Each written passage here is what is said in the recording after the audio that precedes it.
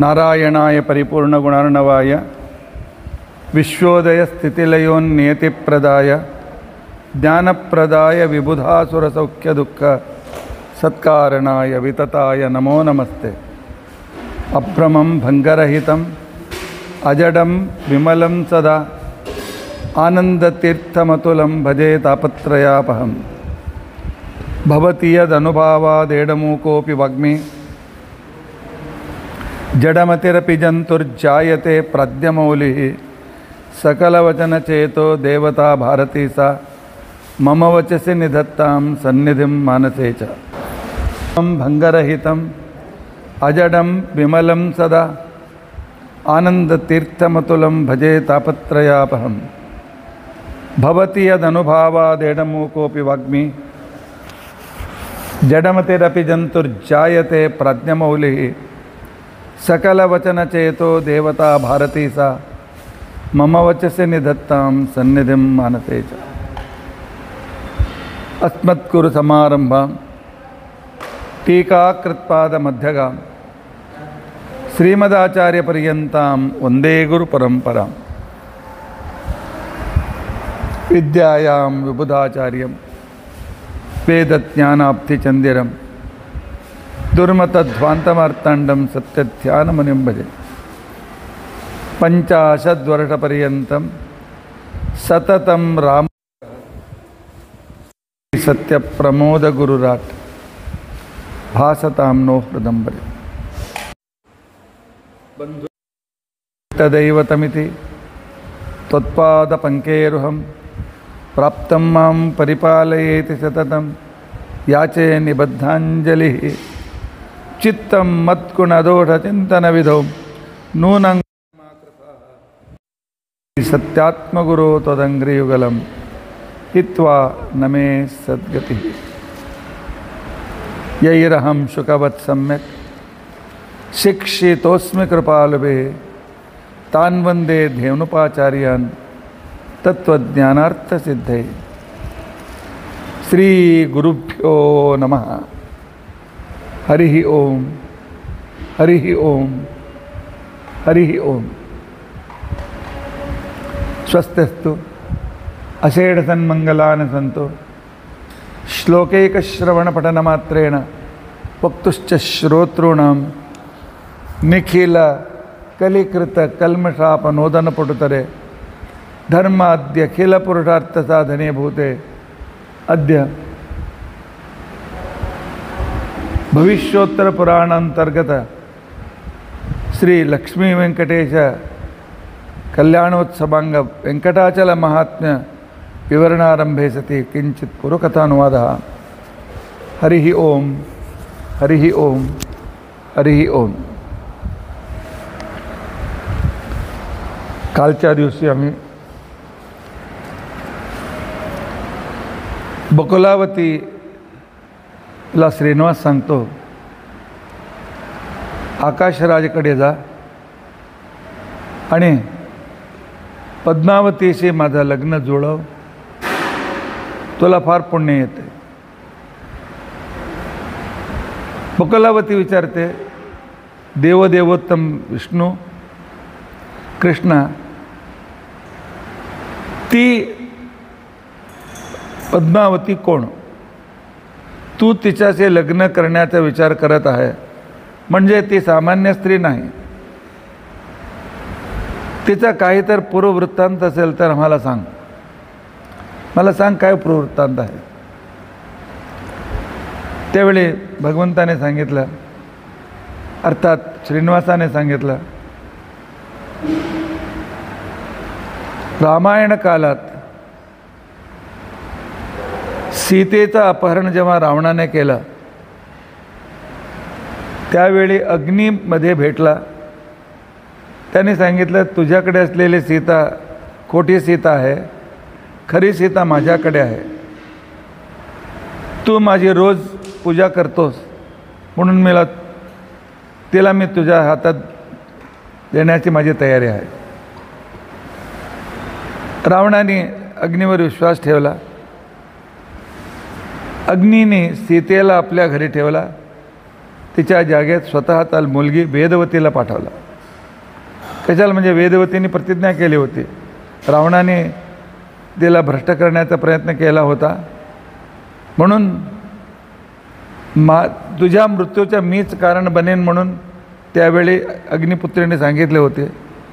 म्हणून सीतेच्या जागेत लंकेत असलेली स्त्री म्हणजे साक्षात वेदवती, अग्निपुत्री. जेव्हा रामाने रावणाच्या सैन्याचा पराभव केला, रावणाची हत्या जेव्हा झाली, त्या संदर्भात रामाने हनुमंताला सांगितलं, अशोकवनातून घेऊन ये. ते आल्यानंतर राम सांगतो, जेव्हापर्यंत तू राक्षसाच्या अधीन होते तेव्हापर्यंत माझी मोठी जबाबदारी होती, तुला काही होऊ नये ही माझी मोठी जबाबदारी होती. म्हणून आत्ता जबाबदारी संपली, तू सुरक्षित आहे, रावण मारला गेला. आता लक्ष्मण नाही तर हनुमंताकडे जा, तो तुझ्या घरी पोचवतील. त्यावेळी तिने लक्ष्मणाला सांगितलं, अग्नी तयार कर आणि माझ्या वडिलांच्या घरी मी निघून जातं. आणि ती वेदवती अग्नीत प्रवेश केला. त्यानंतर 10 मिनिटांनी त्या अग्नीतून 2 सीतावरती आले. अर्थात ते खरी सीता आणि सीतासारखंच असणारी वेदवती. राम सीतेला विचारतो, हे दुसरी कोण? सीता सांगते, माझ्या जागेत लंकेत बसून संपूर्ण कष्ट सहन करणारी ही अग्निपुत्री वेदवती आहे आणि तुला पतीच्या रूपाने प्राप्त करण्यासाठी अनेक वर्षापासून ही तपस्या करीत आहे, हिला स्वीकारा. तेव्हा राम सांगतो, सीता, ह्या अवतारात मी एकपत्नीव्रत आहे, दुसरा लग्न करू शकत नाही. पुढच्या अवतारात, कृष्णावतारात आत्ताच 16,108 सीट रिझर्व झाले आहेत, हाऊसफुल आहे. तो म्हणून आता मी लग्न करू शकत नाही. द्वापर आणि कलियुगाच्या संधिकालात मी स्वतः वैकुंठातून त्या स्वामी पुष्करणी तीराच्या येथे येऊन राहायला येतो. त्यावेळी ही आकाशराजाची मुलगी पद्मावतीच्या रूपाने अवतार घेईल, त्यावेळी त्याचं लग्न मी तिच्याशी करणार. म्हणून ती पद्मावती, ती वेदवती आहे. भूदेवी, लक्ष्मीचे भूदेवीच्या विशेष सन्निधानाने युक्त आहे. आणि हे इतिहास असल्यामुळे आणि तुझ्याकडून हे काम झालं पाहिजे, संपूर्ण पुण्य तुला भेटला पाहिजे, म्हणून मी तुला पाठवित आहे. वेदवती तयार झाली, बकुलावती तयार झाली आणि परमात्माने एक घोडी तयार केली. त्या घोडीवर बसून सांगितलं, बकुलमाला सरळ या पर्वतातून उतरल्यानंतर तिथे तिरुपती तुला भेटेल. तिथून जेव्हा तू उत्तरेला जाशील तिकडे तिरुचानूर पद्मसरोवर भेटेल. पद्मसरोवर, त्या पद्मसरोवराच्या संदर्भात तिकडे राम आणि लक्ष्मणाचं मंदिर आहे. राम लक्ष्मण माझे भाऊ आहेत आणि त्यांचे आशीर्वाद घे. पुढे चल, शुकाचार्यांचा आश्रम येतो आणि त्यांचे आशीर्वाद घे आणि सरळ जा. तो 6 क्रोशावरती, आजच्या 20-22 किलोमीटरवरती नारायणपूर भेटतो. तेच आकाशाची राजधानी. आणि पुढे कोणाशी बोलायचं आहे, कसा बोलायचा आहे, काय व्यवहार करायचा आहे, तो करून लग्नाचे निश्चिती करू ना. ये आणि बकलावतीला त्यांना पाठवला. बकलावती उतरून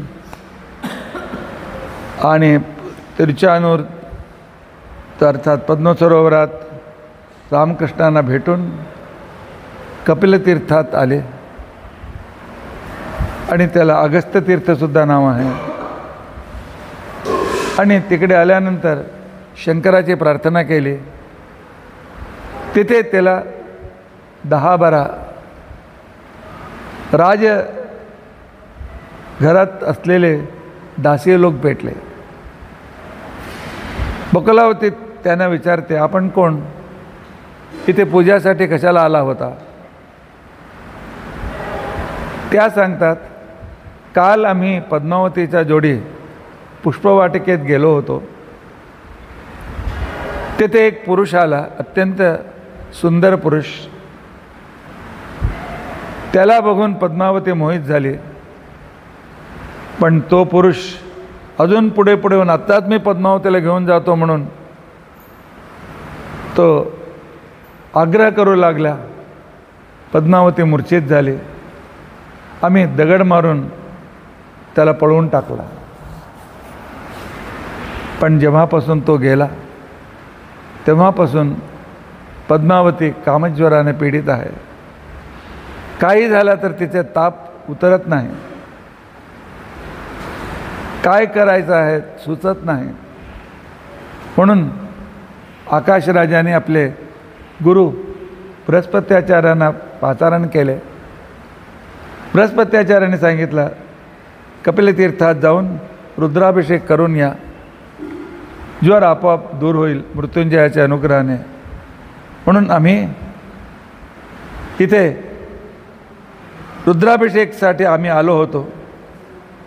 आता परत आम्ही नारायणपुराला निघत आहोत. बकुलमाला सांगते, मला सुद्धा राणीशी भेटायचं आहे, तिच्याशी काही वार्ता करायचा आहे. त्याने सांगितलं, चल आमच्या जोडे, आम्ही त्या राणीचेच दासी आहोत आणि तिची भेट आम्ही करून देऊ, चल आमच्या जोडी म्हणून बकुलमालाला त्याने सांगितलं.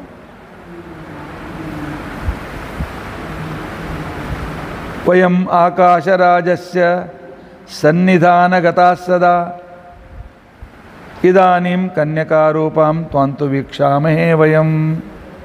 आम्ही तिथेच कडे चालत आहोत आणि तुला त्याची भेट आम्ही घालून देऊ, चल आमच्या जोडी म्हणून. तिथे बकुलावतीला पाठवल्यानंतर परमात्म्याने विचार केला, व्यंकटेशाने विचार केला, एक पुत्रो ह्य पुत्रस्तु.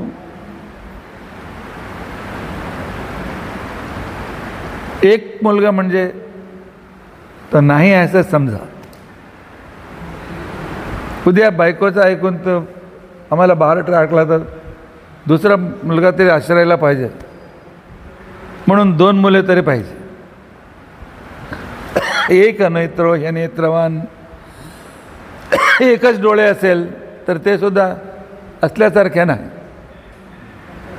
त्याला काहीतरी झालं, त्याच्यामध्ये धूळ गेला, तेव्हा बघायला तो दुसरं डोळा पाहिजे. तसेच फार मोठे काम असताना त्यावेळी स्त्रियांच्यावर पूर्ण स्त्रीभिस्तु यत् कृतं कार्यम, संपूर्ण स्त्रियावर अवलंबून राहू शकणे योग्य नाही. त्यांना काही बंधन असतात, त्यांना काही सीमा असतात. तो म्हणून तो माझा काम मी स्वतः केला पाहिजे असा श्रीनिवासाने विचार केला. आणि हे गावामध्ये काही अशी स्त्रिया फिरत असतात. मी भविष्य सांगते, तुमच्या सर्व पुढे काय होणार आहे सांगते, तुमच्या काही कष्ट असेल तर मी दूर करते, काही संदर्भ असेल तर त्यांना मी ठीक करते. हे ते सर्व सांगत होतं. त्यांना रेकॉर्ड होते म्हणून सांग. तो म्हणून माझा काम मी स्वतः मला करायचं आहे. माझा काम मला करून घ्यायचं आहे ते. म्हणून त्याने त्या वृद्ध स्त्रीचा रूप घेतला. कन्नड भाषेत त्याला कोरबंजी म्हणतात, अर्थात भविष्यवक्ता स्त्री. देवाने असा रूप घेतला. वर्णन इथे येतो, आकीर्य केशपुंखाने, स्वतःचे केस वितळक करून टाकले आणि ती जाडी साडी वल्कल धारण केला. त्या वल्कलात इकडे तिकडे इकडे इकडे भोक होते, छिद्र होते आणि त्याच्या ब्लाऊजला सुद्धा अनेकडे छिद्र, अर्थात एकदम गरीब दाखवण्यासाठी असा वेश त्याने केलं. आणि ब्रह्माला सांगितलं माझा लहान मुलगा होऊन घे, आणि शंकराला सांगितलं माझा मंत्रदंड तू हो. आणि जगतसृष्टीचा मूल कारण सत्वरजस्तमो गुणांना त्याने एक टोकरीसारखं बनवले. अर्थात त्यांच्याकडे असंच असते. आणि तो सुद्धा मुलगा कसा, एकदम बारीक पण पोट मोठा. तर अर्थात गरीब लोकांच्या ह्याच्यामध्ये जसं काय असला पाहिजे तसा वेश करून त्या ब्रह्माला आपल्या पाठीशी बांधून घेतली आणि हातात ती टोकरी घेतली आणि त्या नारायणपुरात आले, आकाशराजाच्या नगरीत आले.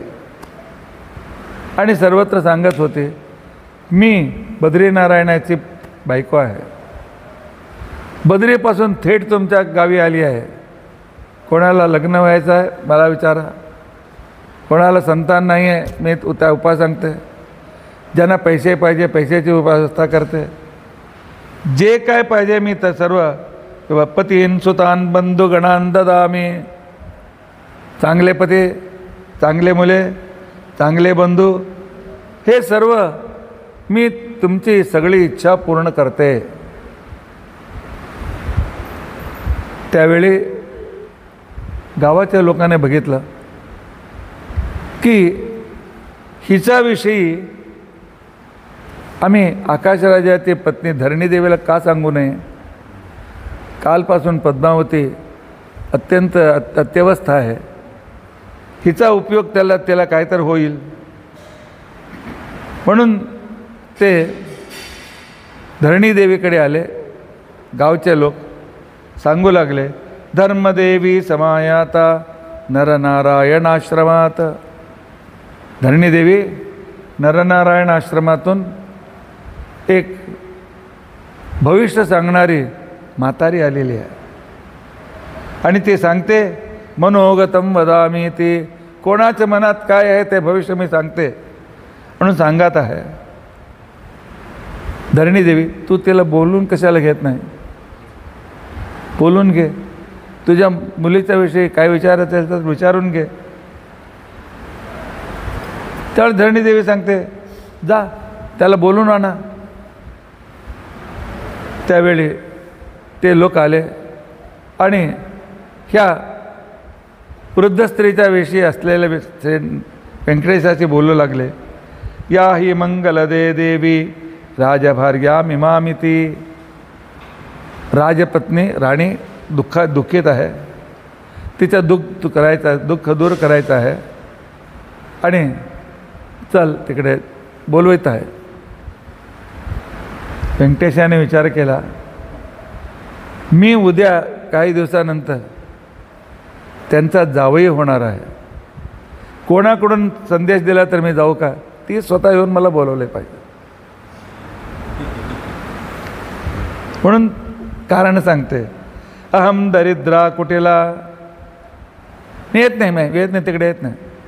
ती राणी आहे, मी अत्यंत गरीब, अत्यंत दरिद्र आणि बहुशा मला तिकडे बोलून सगळ्यांच्या समोर माझा अपमान करून अपहास करण्यासाठी ते बोलवले असेल. मी कशाला येऊ. ते तर श्रीमंत, माझ्या वस्त्र बघा इकडे तिकडे फाटलेले आहेत. हे भविष्योत्तर पुराण आहे. पुढे लोक असे करतात म्हणून भगवंताला दाखवायचं आहे. पुढे कलियुगात चांगले पॅन्टसुद्धा फाडून तिकडे तिकडे छिद्र करतात, हां, आणि स्त्रियासुद्धा पुरुषसुद्धा इकडे तिकडे फाटून तिकडे ते करतात. हे दाखवायचं आहे देवाला. माझे कपडे बघा आणि माझा मुलगा हा किती. अर्थात आजकाल मुलांच्याकडे लक्षच नसतो. नोकरी काम नोकरी काम. मुलांचा दुसऱ्यांच्या हातात दिलं, ते काय होतं कसं होतं त्याच्याकडे लक्ष देत नाही. हे सर्व देवाला दाखवायचं होतं. आणि आम्हाला बघून ते तमाशा करेल, आमचा अपमान करेल, तुम्ही सर्व हसणार. नको, मी येत नाही. नागच्छामि विशालाक्षा, मी येणार नाही. त्यावेळी ते जाऊन राणीला सांगितले. त्यावेळी स्वतः धरणी देवी येते आणि त्याला सांगते, ये ही भद्रे विशालाक्षे महाभागे.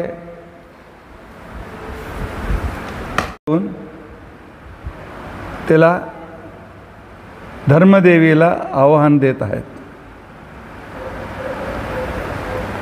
आणि त्या आवाहन ऐकून तेव्हा धर्मदेवी राजाच्या घरी आली आणि राणी तिला प्रश्न विचारू लागले. त्यावेळी भगवंतांचा वेश बघा आणि राणीला ते सर्व प्रश्न विचारत आहेत. त्यावेळी राणी धर्मदेवी अर्थात ज्योतिष सांगणारी रूपात असलेले व्यंकटेश सांगतो, कठिणम मम वाक्यंतु शृणु राजन्यवल्लभे. राणी, मी खरं बोलते पण माझ्या वाक्य कठीण असतात आणि मी खोटा बोलणार नाही. मी बोललेला खोटा निघाला तर पाहिजे तर माझे जीभ कापून तो गावातून मला बाहेर पाठवून दे. मी स्वतः नरनारायणाची बायको आहे आणि नरनारायणांचा मुलगा आहे माझा, जो मागे मी बांधून घेतलेली आहे. भूत भविष्य वर्तमान सर्व मी सांगते. प्रापयत भवनम स्वस्याः. त्यावेळी धरणीदेवी हळूहळू तिला आपल्या घरी घेऊन गेली आणि तिला योग्य आसनावर बसविले. त्यानंतर सांगते, माझं कष्ट सांग, माझं कष्ट दूर कर. त्यावेळी धर्मदेवी अर्थात व्यंकटेश सांगतो, ज्योतिष्य विचारायचं असेल तर तो अभ्यंग स्नान करू नये. मज्जनम कुरु कल्याणे.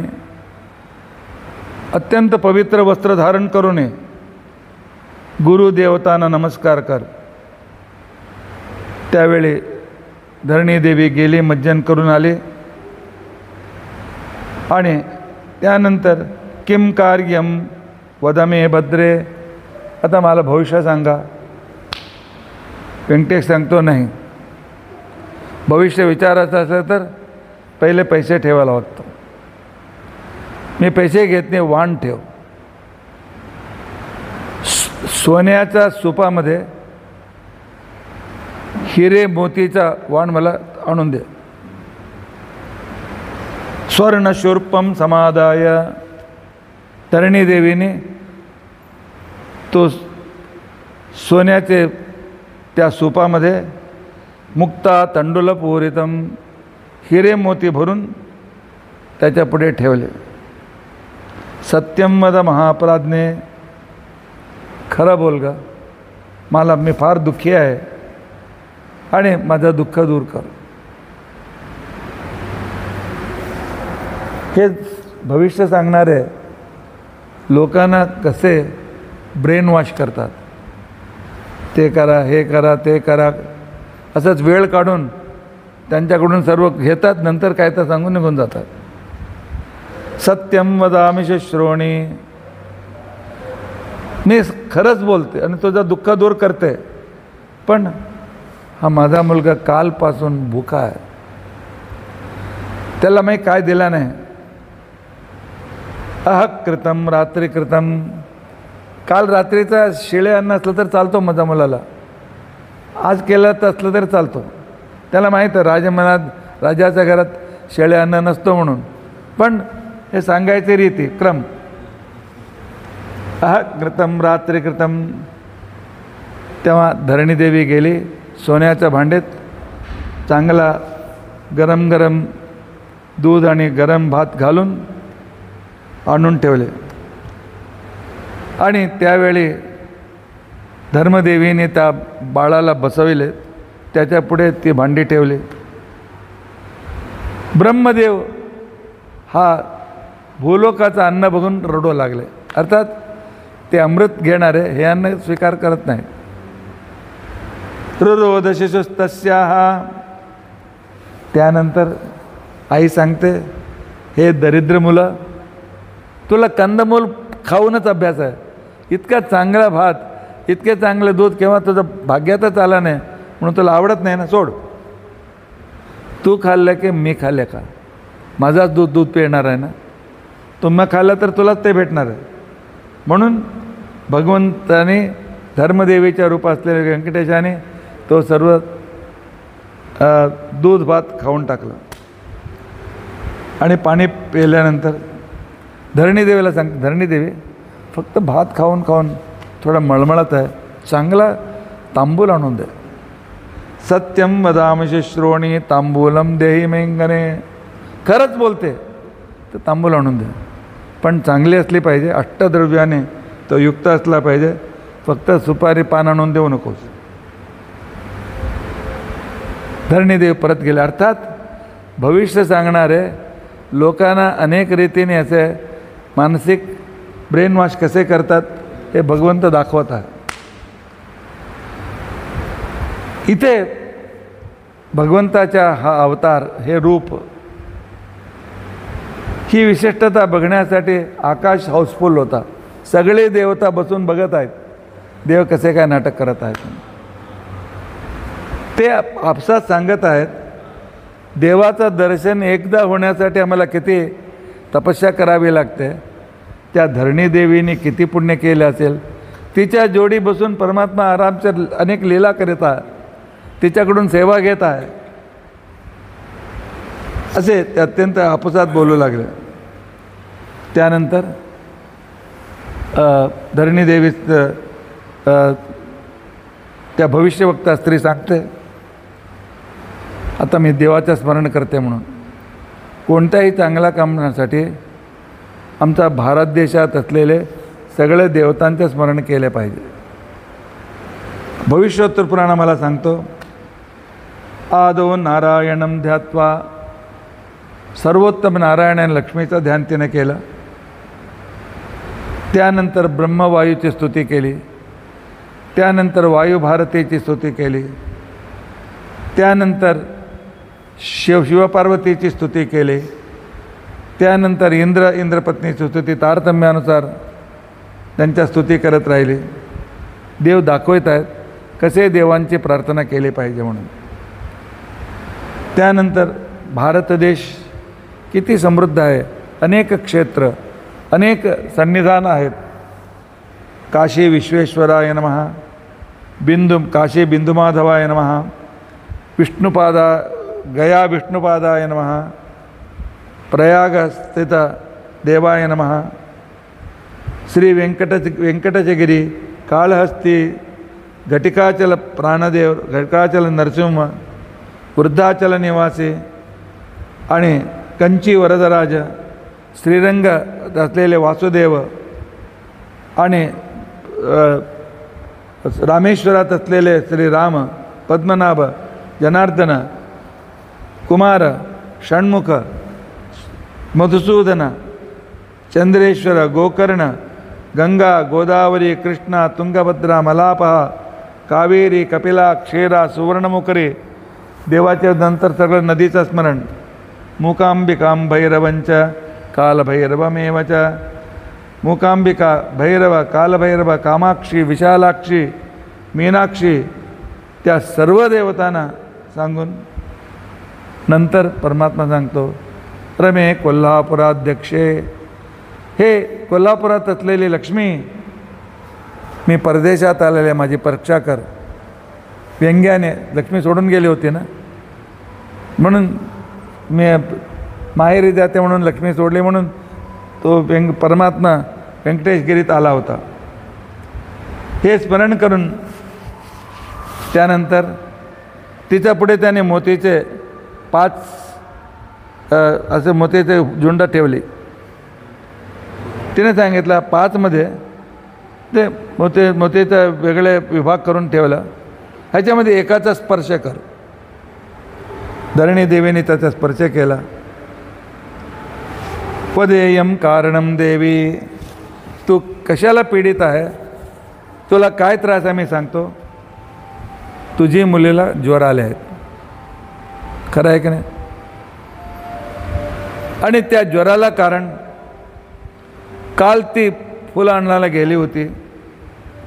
तिथे एक अद्भुत सुंदर पुरुषाला त्याने बघितलं आणि त्याच्यावर ती आसक्त झालेली आहे आणि तो गेला म्हणून ह्या कामज्वराने ही पीडित आहे. मी ह्या माझ्या टोकरीचा, ह्या माझ्या मुलाचा मी शपथ करून सांगते, माझा नवरा बद्री त्याचा आणि तिरुपती व्यंकटेशाच्या शपथ करून सांगते, आई वडिलांचा शपथ करून सांगते, मी स्वतःचा शपथ करते आणि मी खरं बोलते. सत्यम वदामि श्रोणी, खरं बोलणार आहे मी. पर इतकं देवाचं स्मरण करून करून परत माझा गळा सुकलेला आहे. अजून एकदा तांबूल दे ना, अजून एकदा पिढा आणून दे. अर्थात यजमानाला ऐकण्याची किती तयारी आहे, सहनशीलता आहे, त्याची परीक्षा करतात. त्यानंतर सांगते त्याच्यामध्ये लवंग असला पाहिजे, कर्पूर असला पाहिजे, अष्टद्रव्य असले पाहिजे, असे एकदम मसालेदार विडा आणून दे. राजमहालात काय कमी ते आणून दिलं. त्यावेळी हा धर्मदेवी सांगते, योसो तुरगमारूढ पुरुष पूर्वमागत. त्या अश्वावर बसून जो पुरुष आला होता तो कामदेवाचा वडील आहे, साक्षात मन्मथा. अत्यंत सुंदर व्यक्ती. तो स्वतः देवा तिकडे आला होता. तम दृष्ट्वा मोहमायाता, त्याला बघून तुझ्या मुलीला हे ज्वर आलेले आहेत आणि हे ज्वर दूर होण्यासाठी तस्मै सा संप्रदीयताम, त्या व्यक्तीला बोलून तुझ्या मुलीचं लग्न त्याच्या जोडी कर, म्हणजे ह्याच्या ज्वर कमी होणार, हे ठीक होणार. धरणी देवी विचार करते, तो व्यक्ती कुठे राहतो, त्याचं नाव काय आहे. परम दास्येत वेप्सितम, मी त्यालाच त्याच्या जोडीच तिचं लग्न करणार, त्याचे विवरण मला दे. त्यावेळी धर्मवस्त सांगते, वैकुंठस्थो हरिस साक्षात, साक्षात भगवान विष्णू वैकुंठातून उतरून हा व्यंकटाचलावर येऊन वास करत आहे. त्याचं नाव आहे श्रीनिवास. विद्यावान धनवान बली, तो महान विद्यावंत आहे, धनवान आहे, बलिष्ठ आहे. खरं म्हणजे त्याने हा तुमच्या सर्वांना मारून टाकलं पाहिजे होता. कशाला म्हणजे हिच्या सखीने त्याच्या घोड्यावरती दगड टाकले होते. घोडा मरून गेला पण तरीसुद्धा त्याने क्षमा केली. गौरवद राजपुत्र्यास्तो, राजपुत्री म्हणून त्याने क्षमा केली आहे. माझे ऐक, मी सत्य बोलतो. त्याला तुझी मुलीला देऊन लग्न केला तर तुझी मुली सुखी होणार. अदाने दिनमात्रेण, आत्ताच माझ्या पुढे प्रतिज्ञा कर, माझी मुलीला त्या व्यंकटाचलवासी श्रीनिवासाच्या एवढी लग्न करते. नाही तर उद्याच्या दिवशी ही मरून जाणार. मुली मेली पाहिजे किंवा सुखान राहिलं पाहिजे, विचार कर. हे ऐकून धरणीदेवी घाबरली. किं माम मदशी दुर्वाक्यम, कठोर कशाला बोलते, चांगला बोल ना. तेव्हा धर्मदेवीच्या रूपाने असलेले व्यंकटेश सांगतो, ना सत्यम वचनम देवी, मी केव्हापर्यंत आत्तापर्यंत केव्हाही खोटं बोललाच नाही. देव खोटं खोटं बोलतो. अयाचिता मया कन्या कथम देया भविष्यती. ठीक आहे धर्मदेवी, माझी मुलीला त्याला दे तुम्ही म्हणत आहात, आम्ही क्षत्रिय आहोत. क्षत्रियांचा एक नियम आहे, वर पार्टीवाले येऊन आमची मुलीला मागितला पाहिजे, तुमच्याकडे कन्यका आहे, आमच्या वराला तुमची कन्यका द्या म्हणून, असं विधान आहे. ते येईपर्यंत मी माझ्या मुलीला त्यांना कसे देऊ. चिंता करू नको, मी सगळी व्यवस्था केली आहे. इतः परम अद्यैव घटिकांते त्वाम. एक अर्धा तासात 24 मिनिटात एक म्हातारी, अर्थात त्या नारायणाची त्या व्यंकटेशाची देखभाल करणारी स्त्री आत्ताच एक अर्धा तासात येथे येणार आहे. आणि ती एकदम कडक आहे. मर्यादेने त्याला बोलव आणि त्याच्याशी सर्व विचार कर आणि त्या व्यंकटेशाच्या जोडी तुझ्या मुलीच्या लग्नाचा निश्चय कर. एवं चेत सुताराज्ञी. त्यावेळी धरणी सांगते, संकल्प करते, येन केनाप्युपायेन, काही होऊ दे, माझी मुली सुखी झाली पाहिजे. सुतां तस्यैव दास्यामि गिरिगह्वरवासिनः. त्या व्यंकटेश शैलात असलेल्या त्या व्यंकटेशालाच, श्रीनिवासालाच माझी मुलगी पद्मावती देऊन मी लग्न करते आणि हे तुला वचन देतो. त्यावेळी धर्मदेवी, अर्थात धर्मदेवीच्या रूपात असलेले व्यंकटेश सांगतो, एवं चेत सुताराज्ञे. आता तुझी मुलगी मरणार नाही. ठीक आहे, सगळं व्यवस्था कर. मला जे सांगायचं चांगला, तर मला परत बद्रिकाश्रमला जायचं आहे. माझ्या पतीचा अजून स्वयंपाक बनवायचा, मी निघलो, जातो येत म्हणून. इति त्वा सत्यम द्रष्टुकामाधरा ब्रवीत. त्यानंतर भगवंत पुढे जाऊन अदृश्य झाला. आपला काम स्वतः करून, लग्नाची तयारी सदी व्यवस्था करून तो स्वतः आपल्या स्थानात तो गेला. कक्षे बद्ध्वा सुतं राजन किंते मनोगतं पुत्री यत्त्वमिच्छसे तद्वद. धरणी देवी केव्हा आपल्या मुलीकडे येते आणि मुलीला सांगते, तुझ्या मनात काय आहे सांग, खरं सांग. बघ, मुलीने आईशी काही लपून ठेवायचं नसतं. आईसारखा मैत्रीण मुलीला, स्त्रियांना दुसरे कोणी नसतात. तुझ्या मनात काय आहे मी पूर्ण करते. तुला सुखी ठेवण्याचेच माझा उद्देश आहे. पूरयामी मनस्तंच्या. काय बोल ना. नाही बोलले तर मी काय करू, दुःखाने मी विष पाजून मी मरून जाते. भगवंत दाखवित आहे पुढे असंच होणार आहे की काही मुलीच्या जोडे प्रेम करतात, घराचे लोक ऐकल्यानंतर त्यांना धमकी देतात, तुम्हाला मारतो, तिला मारून टाकतो, नाहीतर आम्ही विष घेऊन मरून जातो.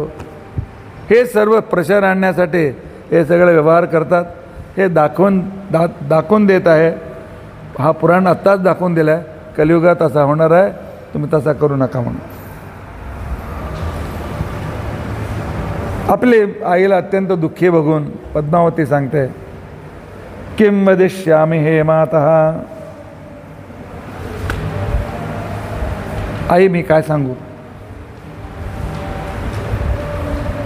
मी गरोदर झाली, आता माझा प्रसव आहे, सहायता कर म्हणून सांगू का? तशी काय अवस्था माझी नाही. अथवा मला मुलगा झाला आहे म्हणून तुम्ही लपवून ठेवले का? ते सुद्धा नाही. असं वाईट काम मी काही केले नाही. कांक्षा संप्रतितामध्ये खरं म्हणजे मनात असलेले मी सांगायची इच्छा नव्हती, पण तू विचारले म्हणून सांगते. तुझी आज्ञा घेऊन काल मी फूल आणायला गेले होते. त्यावेळी एक अत्यंत सुंदर पुरुष तिकडे आला. तत्र यादा आई, अजून मला आठवण आहे.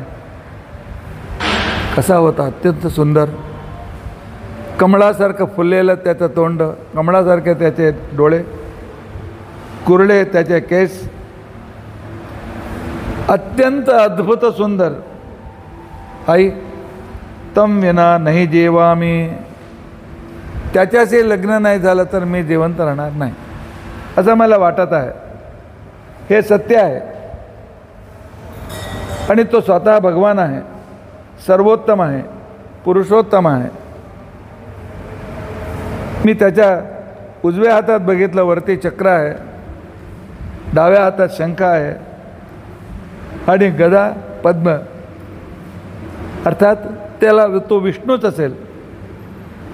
म्हणून कशाला म्हणजे त्याच्या कंठात मी कौस्तुभमणी बघितले, श्रीवत्स मी बघितला. आणि त्याचे भक्त अत्यंत श्रेष्ठ असतात, वेदोक्त कर्म करतात.